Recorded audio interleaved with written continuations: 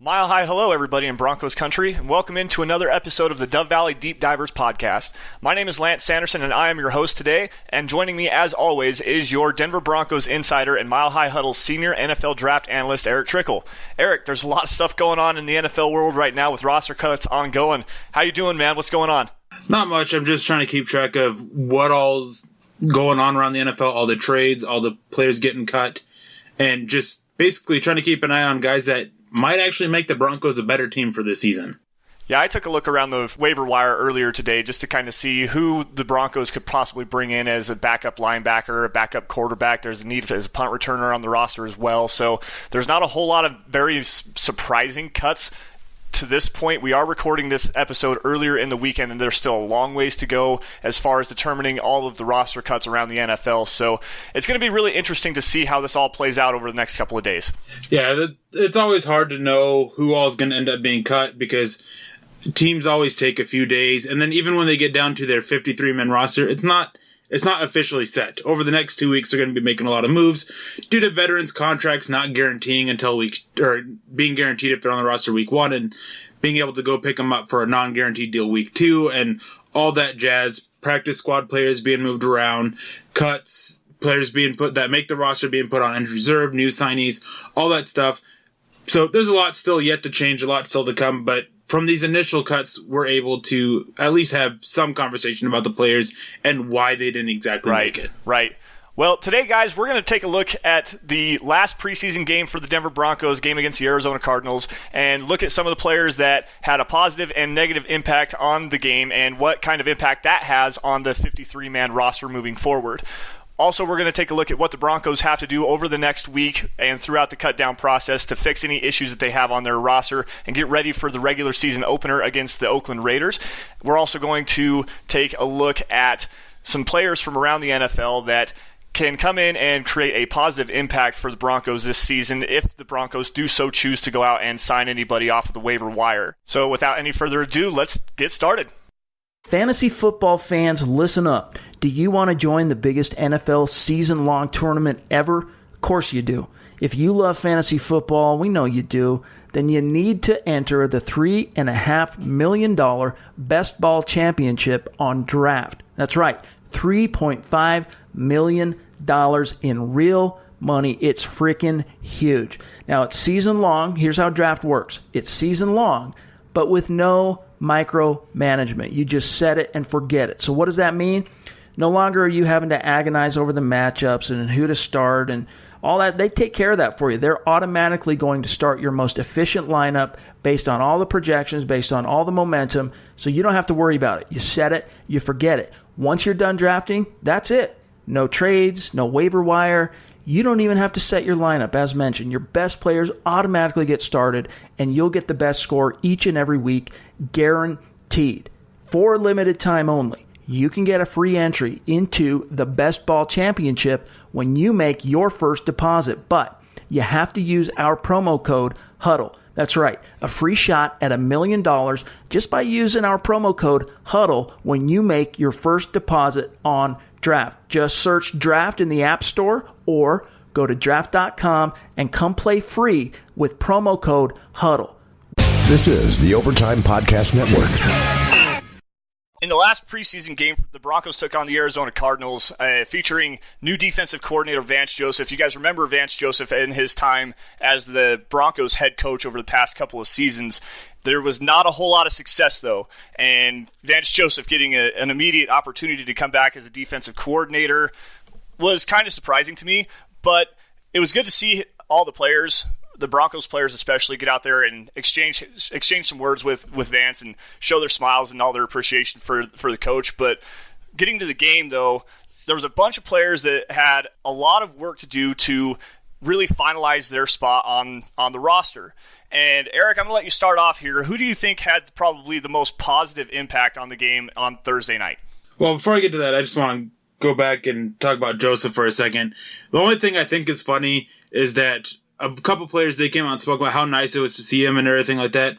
But these defensive players, quite a few of them have taken shots at not only Vance Joseph, but after at Joe Woods from the defenses they were running last year and how the defensive scheme was so much better and all this stuff like that. And so that was quite funny to see. It's something that I was hoping that maybe we'd hear more about during the game, but I didn't hear much of it. As for players that stood out to me, on the defensive side of the ball, Justin Hollins, I almost went Malik Reed. Both guys, they both stood out. Justin Hollins has played so well this preseason, especially the last couple weeks. He's really turned things around. I like the fact that he's getting used as an edge and as an off-ball linebacker. He's learning two positions, which the Broncos coaching staff has talked about multiple times and how it's kind of hurts his learning curve a little bit. But he's taken it very well. He's taken the coaching extremely well, and we're seeing the growth of him. And he played lights out against the Arizona Cardinals, and I'm so excited for what he brings to this Broncos defense this year. He brings a very interesting athletic piece that is so versatile that the Broncos can move around and use in so many different ways. You typically like seeing those guys being at safety, cornerback, being those type of guys that can come down and play the box linebacker, drop back, play deep safety, things like that. But having a guy who can handle tight ends and running backs in coverage, who can play certain zone coverages and get after the quarterback off the edge, that is very intriguing, and you can get so creative, especially on third downs. Now, flipping over to the offensive side of the ball, this is a guy that I have been kind of high on a little bit since the Broncos brought him in. I was able to watch a couple of his college games, and I came away pretty impressed with him. I like his upside. I will say, though, that this player, not this last week, but against the Rams, you got to see some time at right tackle, and it wasn't the prettiest, but it was still pretty solid. But this is John LeGlue I'm talking about, the offensive guard, where he's basically been playing for the Broncos. And he's a guy that I don't think is going to end up making the roster, but I have no question that he's going to be making this practice squad because I have heard nothing but positive about the work that he's put in during training camp and all offseason. Nothing but praise from coaches talking about his ability and how much growth he's shown and just how easy he is to teach. You can't undermine that kind of stuff when it comes to a rookie offensive lineman that went undrafted. I'm excited to see what he can do. Maybe he won't turn into anything, but for an undrafted rookie, he's shown quite a bit so far. Yeah, and going back to Malik Reed, I was very, very impressed with him coming off the edge, rushing the passer. He did gather in another couple of sacks as well and extended his preseason lead. He looked to show some very solid edge rushing depth for the Broncos, and I think that losing Dakota Watson prior to the game, was it prior to the game? Yep. Yeah, losing Dakota Watson prior to the game gave Malik Reed an opportunity to really highlight his abilities in the pass rushing game. That one sack, he absolutely ran over the right tackle and completely annihilated. Who was it? Was that Brett Hundley, I think, was playing quarterback at the time? It was absolutely gorgeous to watch. Now, moving forward, as far as my players that had a very positive impact, the one that I've been kind of touting over the past couple weeks specifically has been Khalfani Muhammad, the undrafted rookie running back. He absolutely has been one of the best Broncos offensive players in the preseason this year. 11 carries, 70 yards, averaged 6.4 per carry. Had a huge run, 49 yards, got lucky, got bailed out by a rule where the ball hit the pylon as he fumbled the ball, went out of bounds. Fortunately, still in the field of play and not through the end zone. It would have been a touchback. But his vision is very good. He's very small behind the line of scrimmage, very hard to see. He has a quick burst that the Broncos running back room does not have outside of Phillip Lindsay, and he also showed some chops in the receiving game as well. Had a really nice hands catch out in the left flat. Got targeted on a deep wheel route early in the first quarter that Kevin Hogan overthrew by a mile. It was absolutely atrocious to watch that. But to get Khalfani Muhammad as possibly that fourth running back, we discussed it with a Theo Riddick injury last week on the pod, and to see Khalfani Muhammad step up in this last game and really make a name for himself in the running game was absolutely 100% what he needed to do. Staying on the offensive side of the football, I also thought Fred Brown played very well at receiver. 5 catches, 66 yards, had a really nice touchdown catch on a throw that Kevin Hogan really redeemed himself on the right sideline. A very well-placed football on the back shoulder. Fred Brown went up, made a nice catch, and secured the catch for a touchdown. Now, with Fred Brown, he's probably not going to have a very big impact, if any, on the 53-man roster because he doesn't offer a whole lot in the way of special teams for some unknown reason. Why he didn't get a chance at punt returner or as I mean, I think he did get some time as a gunner, but not very much. So if you're going to keep 6 wide receivers, Fred Brown being that guy, he's got to be able to show some kind of chops in the special teams game. Where he didn't do that, River Craycraft did. Even though he only had 1 punt return and it was very, very lackluster, he still secured the ball every time he went up to catch the punt, had 6 catches, 41 yards, coming out of the slot as a wide receiver. So there might be your 6th wide receiver battle if the Broncos do choose to go that route. Going back to Khalfani Muhammad, I got to say that he was kind of an enigma this preseason. He played really well in that opening game, in the Hall of Fame game against the Falcons. Then he kind of disappeared against Seattle. And then he was hurt against the 49ers, so we didn't get to see him for that. I mean, against the Seattle Seahawks, he only had 3 rushes, and it was for -4 yards. And then he really started to turn things around. He had 10 rushes for 30 yards against the Rams and 11 for 70 against the Arizona Cardinals. So he really kind of turned things on. He had a couple really good games there, but he lacked the consistency, and we also haven't seen the play on special teams that you want to see from your 4th running back. So I have a hard time seeing him making the roster for that reason. And then Fred Brown, it's the same thing. It's you got to bring value as a special teams player. For some reason, he hasn't gotten that many opportunities, so it's hard to see him make the roster as well. Getting to guys that stood out on the negative side of it, I mean, I had the pick of the litter because we were only picking 2 players, and I made my selections before Lance did, but there are 3 players that really stood out. Lyndon Stevens, who a lot of people are saying has played really well this preseason. I would like to know what games they're watching. But I didn't go him because with all things considered, between these 3 players, including him, he was not one of the 2 worst. The 2 worst, that goes to Troy Johnson, another corner who's been absolutely abysmal all preseason. And then you have Jake Rogers, who I thought he looked really good against the Rams and then against the 49ers. Then against the Rams, he was solid, but he was playing left tackle, which is definitely an issue. He has played all preseason mostly at right tackle, and he's looked a lot better there. But then he moved over to left tackle against the Rams. He struggled a little bit, and he continued to struggle and basically got completely dominated against the Cardinals. So I had him making my 53-man roster, but it's hard to justify that now after seeing the performance we saw on the field. Is he a potential guy for the practice squad? He is, but it's still hard to go there, I mean, just because of what he saw.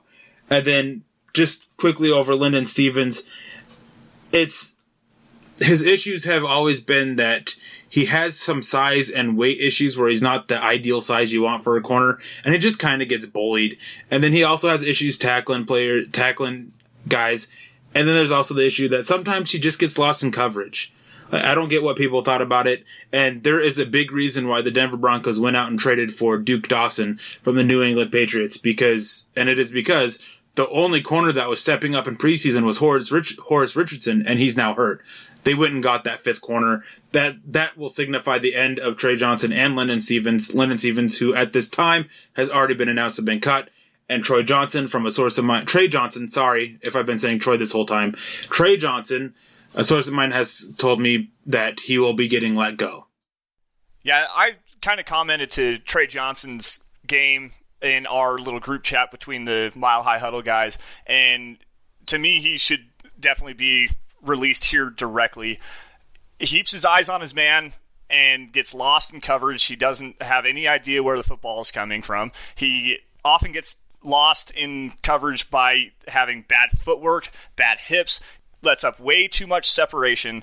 I don't even know if he deserves a spot on the practice squad at this particular point. Now, the guys that stood out in the negative for me, Austin Schlottman, particularly in the passing game, especially in the second quarter. Kevin Hogan was under fire a lot. And I mean, there could have been some issues with him holding onto the football, but the entire offensive line in the second quarter could not figure out how to pass protect to save them their lives. Rogers, you already alluded to. Schlottman, to me, was definitely not good. Neither was Don Barclay. And at the time of this recording, Barclay's already been released. He was one of the first guys that got announced as released earlier today. And Schlottman in the running game really helped open up that big hole. I think it was him and Elijah Wilkinson that opened up the big hole for Khalfani Muhammad to run down the right sideline. But there's nobody else on the roster at this point that can even play at the right guard position unless the Broncos can figure out some way to bring in a guy like John Sullivan, make a trade for somebody out there in the rest of the league. So Schlottmann is pretty much going to be the backup right guard at this point because he's been the best of the bunch out there. Now, moving forward, the quarterback play from both Kevin Hogan and Brett Rippon was definitely up and down at the best. Up and down at the best. Hogan has very bad issues pushing the ball down the field. His wind-up, throwing the ball is very bad. He doesn't have the arm strength necessary to get the ball down the field at all. Forget the overthrows. That was him getting everything he could on the football to try to get it as far down the field as he possibly could. Then he gets a chance to throw the football down the field on a Hail Mary attempt to close out the first half, and he doesn't even get the ball into the end zone. Moving forward to Rippon, just his typical rookie struggles, undrafted free agent out of Boise State, has a lot to work with. I think he probably did enough to maybe get himself put onto the practice squad, but neither one of those guys deserve to be the backup quarterback for the Broncos in 2019. They just simply don't. We might get to a guy here directly towards the end of the episode, maybe trying to figure out who the Broncos could go out and pick up off the waiver wire. And I know Erick has a guy that he has in mind specifically, but the Broncos have to do something. Paxton Lynch was just let go. I don't think that's a very good option to bring in. Brock Osweiler's out there. Maybe not. So that's a big question that the Broncos have to have going into the regular season as they finish out this 53-man roster. But before we continue on, guys, we got to take a quick break here really soon. Before we go, though, I just want to remind you all to head on over to milehighhuddle.com to check out all of our written content on your Denver Broncos. At the Huddle website, you'll get breaking news, analysis and opinion articles, as well as in-depth film breakdowns of not only the Broncos players, but matchups to watch in an upcoming game, or even some of our top-notch NFL draft coverage. Also, make sure you take a couple of minutes to create your own personalized profile and screen name. Hit up the comments section to voice your opinions on any topics that you agree or disagree with. It's completely free, it's easy to use, and we all love to discuss Broncos football with our readers. You can also sit in with us during the live game thread to talk your thoughts on how the team is performing as well. So with that, we got to step away right quick. Sit tight. We'll be right back. This is the Overtime Podcast Network. This is the Overtime Podcast Network. Now, with the Broncos getting ready to get into the regular season a week from the time you guys are listening to this, there are some concerns from the preseason that need to be fixed. One of the biggest ones that stood out to me were the penalties. I mean, it was like there's been a couple of games where almost every time you turned around, the Broncos are getting flagged for something. That is something that comes with discipline and everything, and I'm hoping that with the starters playing more time, that'll definitely cut back on. My hope is, as I alluded to, is having the depth guys playing as much time as they have this preseason, that is why there are so many injuries. And I'm also very concerned about the injuries. I really hope that this injury bug that has been hitting the Broncos doesn't continue on to the regular season. They've already lost a couple guys that were expected to have a decent impact for the season. At least they've lost them for just a couple weeks instead of the year. So that is at least somewhat beneficial for the Broncos. But it's something that you don't want to see continue on into the season because that just hurts so many different things. I mean, if it's a young player, it's hurting their development. If it's a veteran, then it could end up hurting their career. So I really hope that those are two things that don't continue on into the season. Yeah, I think the Broncos were penalized 14 times against the Seattle, or some ungodly double-digit number. It was absolutely terrible. But another thing that needs to get fixed quickly, and maybe this will help with getting the starting five offensive line all together at the same time, getting Ronald Leary back, hopefully healthy and effective in the running game is the biggest issue. The Broncos' running game has been pretty lackluster all throughout the preseason, and it's not just been up front. It has been some of the guys in the backfield not being able to hit the hole and actually create any kind of plays for themselves. Also, the drops from the wide receiver position, that's been a big topic coming out of training camp specifically. They've kind of cleared themselves up, but there's still a lot of issues with dropping the football in the passing game at the wide receiver position. Now, moving on, roster cuts are ongoing still, and there's still a lot that needs to get figured out as far as building the 53-man roster goes. Obviously, we've already seen Sua Cravens let go, Don Barkley let go, Zach Kerr, Dakota Watson, guys like that. The rest of everybody's pretty much been guys that really kind of needed to get off of the rosters moving forward. But I think probably the most surprising cut to me was Sua Cravens, because I don't necessarily think that Trey Marshall had the consistency in his game, and Sua Cravens hasn't been very consistent either. But To me, the veteran presence in the backfield there over Trey Marshall is just a little bit bigger of an impact to me. What do you think, Eric? I think that I actually somewhat agree with you. And plus, Sua Cravens, a lot of the word has been, at least early on in the preseason, was that he was kind of getting things together. That everything was starting to click. He was getting the playbook down, all that stuff like that. Plus, he's playing at a lighter weight. He was able to play quicker. But when it came time to showing it in games, he just couldn't quite get there. But at the same time, Trey Marshall is showing those same issues. I mean, when you're looking at play style as well, plus being a veteran, I would try to basically lean on Sua Cravens or be more willing anyways, to lean on Sua Cravens than I would Trey Marshall. But the one cut that really surprised me is Don Barclay, because basically with Ron Leary out, he was the guy getting most of the starting reps at right guard. His play all preseason long has been inconsistent. He has regressed as the preseason went on, but he was still that guy that was getting those first team reps. That is valuable experience for anybody, and it's good for building up the chemistry. It comes down to, again, who are you going to trust more to step in? And for me, that's Don Barclay. It's not like he was an expensive veteran. He cost less than $700,000 against the cap. That's not that much, in relatively speaking. But now you go from, if Ron Leary gets hurt for the season, you have Austin Schlottmann stepping in. Austin Schlottmann, who has been just as inconsistent as Don Barclay, and the woes of Austin Schlottmann have been a lot worse than Don Barclay's. My hope is, and this is definitely a possibility, is that the Denver Broncos just basically let him go to try and help him slip through. So after they get players on injured reserve, after doing whatever it is that they do over the next couple days, at the time of recording this anyways, since you guys will be listening to this on Sunday, it might have happened already. But basically bring him back. Maybe bring him back in week 2 when his deal isn't fully guaranteed. Something like that to basically just free up money, so to speak, with them. But who knows what's going to happen, but that's definitely a possibility with Don Barclay being a veteran. Yeah, trying to sneak Barclay back onto the roster, I think you're probably right on the impact of the guaranteed money. Once he's over 4 years in the NFL, so once he hits week 1 on the active roster, his salary does become fully guaranteed.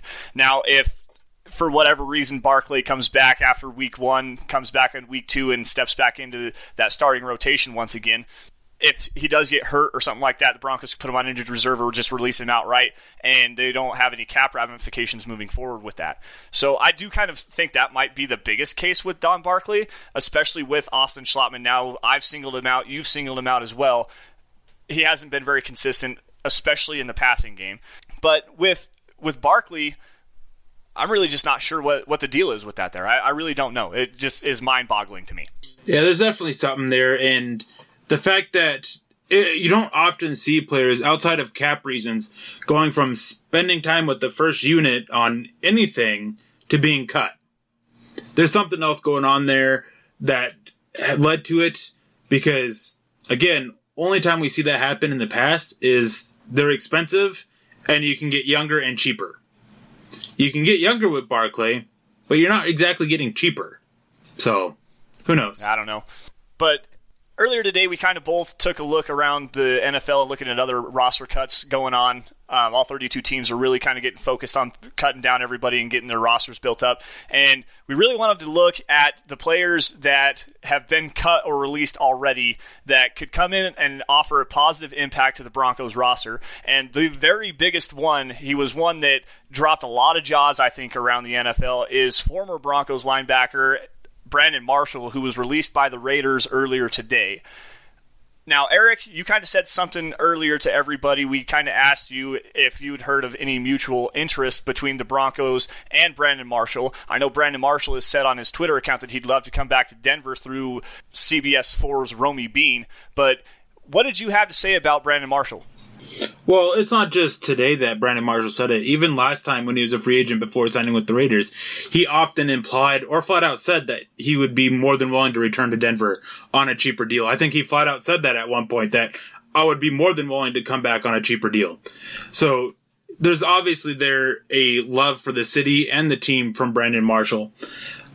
But the thing is the team has to want you. And from what I've heard it from multiple sources at this time, that basically the Broncos aren't interested in him. That could change in the future, but at the time, doesn't seem like it's going to happen. And that also goes to another former linebacker of the Broncos in Corey Nelson.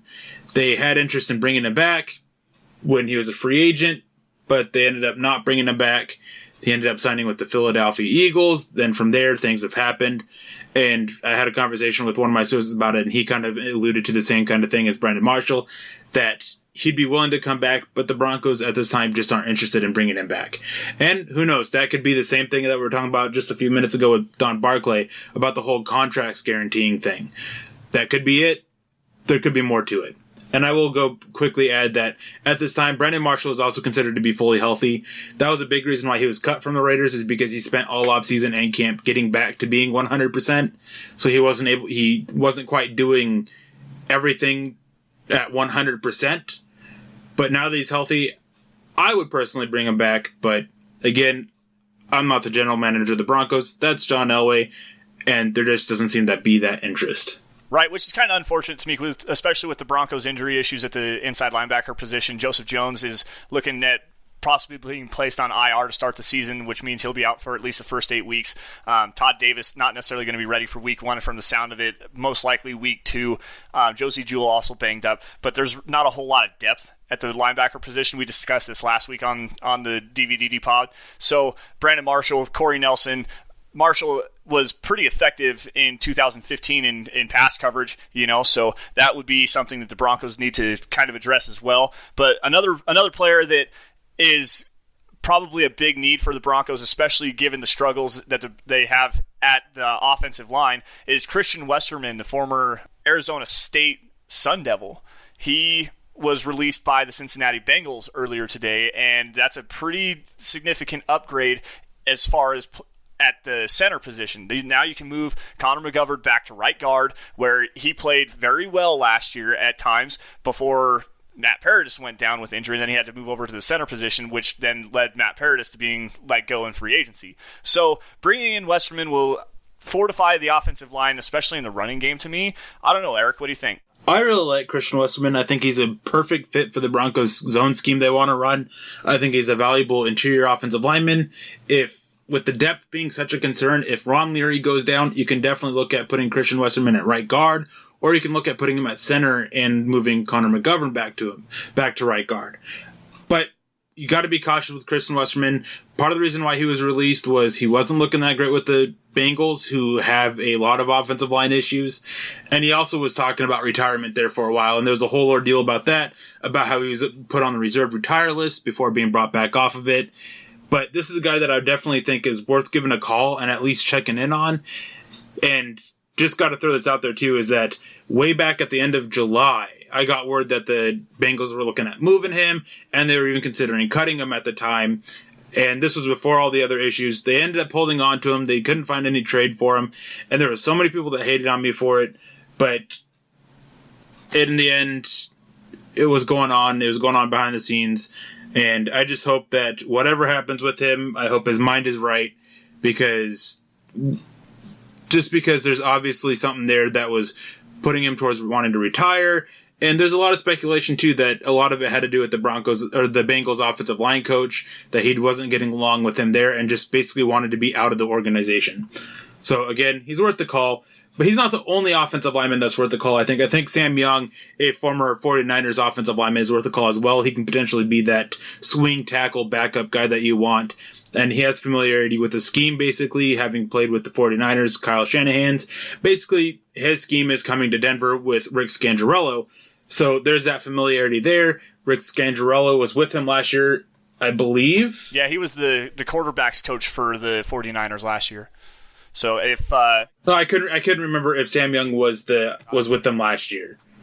No, never mind. He was with the Miami Dolphins. So no, there isn't that familiarity between Rick Scangarello and Sam Young, but there is with the scheme. So that's something that's worth keeping an eye on as a potential guy that the Broncos can bring in. Plus, they had the joint practices, so they did get to see Sam Young firsthand. Yeah, that would be something to, at least to maybe consider for the Broncos. Another guy that we need to take a quick look at is former Seattle Seahawks tight end Luke Wilson. He mostly made his hay up receiving passes from Russell Wilson up there. He just got released from the Oakland Raiders earlier today. And with the injury issues surrounding Jake Butt and him having another knee procedure earlier this week prior to the Arizona Cardinals game, Luke Wilson can come in and offer a little bit of receiving depth at the tight end position. Fairly solid as a blocker. I don't know. He's not maybe the most flashy player in the NFL, especially at the tight end position, but he would at least serve as the fourth tight end moving forward. Maybe has a little bit of special teams availability to himself as well. Yeah, I agree with that. I definitely think that Denver should be looking at a veteran. I really am a big fan of Orson Charles, but he just hasn't cut it with Denver. Jake Butt, I think that a year on injury reserve will do him wonders. Let that knee get back to 100%. I don't think short-term IR is the right way to go with him. Just because, just let him have that year to get it back to perfect. But another position that the Broncos definitely are looking at, I know this for a fact, I've been told it by multiple sources, is veteran quarterback. I mean, heck, even if I wasn't told by sources, you can allude to it by watching John Elway's interview during the game last night against the Cardinals. He alluded to it. He alluded to looking at a linebacker. They're looking at multiple positions. But there's two quarterbacks that were released that I find at least pretty interesting.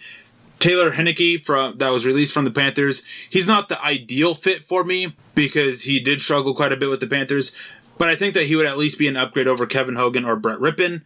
But I think the one that I definitely would love to see in the Broncos uniform is Brandon Allen. He played really well against the Broncos in the preseason game. He's played really well basically all preseason long for the Rams. He lost his job to Blake Bortles. So he's definitely a solid option to bring in. And again, it just comes down to the fact that either of these quarterbacks, especially Brandon Allen, is definitely an upgrade over Kevin Hogan or Brett Rippon. And that's what the Broncos are trying to find. Right. And quickly to Allen, losing his job to Bortles to me is a lot of the veteran presence on the roster. Obviously, Bortles was a starter in Jacksonville. He was probably one of the bottom-tier starters in the NFL. But having a veteran backup that has experience playing in live NFL action is something that a lot of teams like to have in their backup quarterback position. Brandon Allen just simply doesn't have it. That is true, and a very good point. And that could potentially be an issue for the Broncos as well, because they may want to have that veteran presence who has those games under his belt. I mean, they looked at bringing in Blake Bortles up. The Jaguars let him go before he signed with the Rams. They failed, and they brought back Kevin Hogan. So there's definitely, I mean, it's clear they're looking for it, but they definitely want that veteran presence, and maybe neither of these guys really offer enough of that game experience for them. Yeah, you're absolutely right. Now, we're going to continue on here. Very good discussion there with regards to players that we could see coming off of the Broncos roster and maybe upgrade the roster themselves. But we're running kind of long here, guys, so we're going to end up having to take another quick break. Join us back on the other side.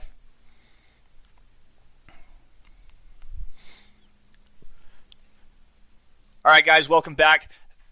Now that the preseason is finally over, we're getting ready to look forward to week one with the Broncos facing off in the second game of the Monday Night Football doubleheader, going into Oakland to face off against the heated rival Oakland Raiders.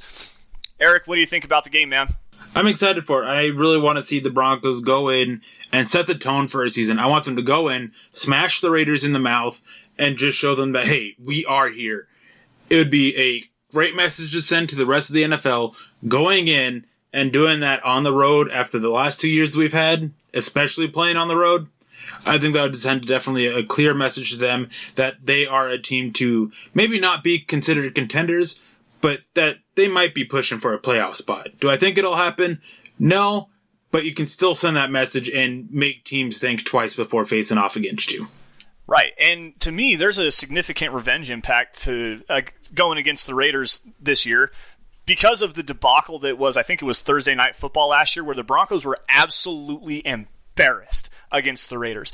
That 99-yard punt return from Dwayne Harris literally is the one moment from last season that makes me cringe. My blood boils just thinking about it. The incompetence from the top of the roster all the way down to the very bottom in that game was cringeworthy. Absolutely cringeworthy. So to go into Oakland and set the tone, play smash-mouth football in the running game, let Joe Flacco air it out in the passing game, hopefully get a couple of deep touchdowns against the Raiders secondary that does not look good, and hopefully shut down Derek Carr, who I think is getting a little bit more grief than he deserves. But the Broncos defense is looking pretty good this year. So getting that first win under your belt early in the season on primetime football, saying we're back, we are a team that needs to be thought about in the playoff consideration, is definitely a huge key moving forward into 2019. Now, as far as the rest of the regular season goes,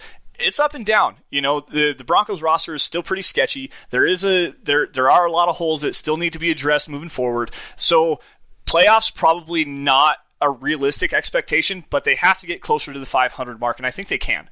I agree. I have them going basically anywhere from 7-9 to 9-7 because we just don't know, and I think they're going to be carried by this defense. And if they can get that run game going, then that could only benefit them even more. So I am very intrigued to see them and see what they're able to do. It just is a matter of, are they going to be able to go out there and execute? Yeah, executing, especially in the offensive game plan and getting the running game going, is definitely going to help Joe Flacco a lot in the passing game as well, especially in the play-action passing game. Last time he played in a similar system to this, he had Gary Kubiak as his offensive coordinator. I think it was 2014, something like that. He actually had a pretty solid year, especially getting moving around outside of the pocket on play-action in the bootleg passing game, stuff like that. So if the Broncos can execute, get the running game going, and get Flacco on the run, get him outside reading half the field, and throwing the ball deep down the field, I think the Broncos offense can have a lot of success. Now, 7-step drop passing, stuff like that, I really question the Broncos' pass protection up front. So, and with Flacco not being a super huge mobile quarterback, that's going to be an issue.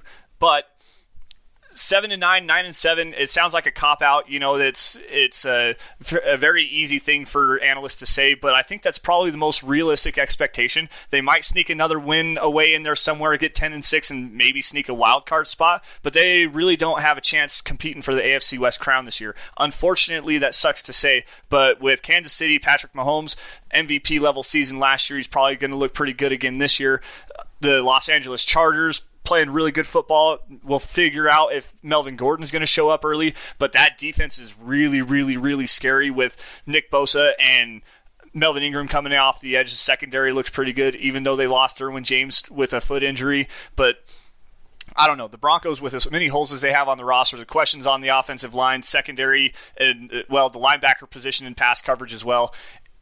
Nine wins is probably the most realistic high-end expectation. Yeah, I agree. And before we get off here, I want to throw one more name out there that the Broncos can look at. He was actually cut during us recording this, but that's Jeff Badette from the Minnesota Vikings. If Denver wants a returner who can also contribute on offense, this is a guy to look at. He's got speed. He ran a sub-4.3 40 before the draft when he was drafted, or signed as an undrafted free agent. I can't remember which it was, but he's definitely got the speed. He's got the ball skills. And basically Minnesota is pretty deep at wide receiver, so they kind of cut a guy who has some talent. But you looking for a sixth receiver still? I would definitely be looking into this guy. Yeah, that's a pretty good name. I think Pharaoh Cooper's probably an option there as well. He has bounced around the NFL out of Los Angeles. He played against the Broncos on Thursday with the Arizona Cardinals. Punt returner, kind of a guy that has some receiving prowess as well, but I don't know. Anyways, guys, that's going to do it for us today. We're going to wrap it up here. Thank you all once again for joining us on the Dove Valley Deep Divers podcast. You guys can follow us both on Twitter if you choose by finding me at Sanderson MHH and for Eric at Erick Trickel. Also, be sure to follow the Mile High Huddle Twitter page as well, at Mile High Huddle, for instant updates on the Denver Broncos. Chad does a really good job trying to get all of our content out there, whether it's written content or the podcast network out there for you guys for easy access. You guys can also like Mile High Huddle's Facebook page as well. We love and appreciate all your guys' support, and if it weren't for you guys, we wouldn't be able to do what we do best. So until next time, Broncos country, stay safe, take care, and have a good day. This is the Overtime Podcast Network.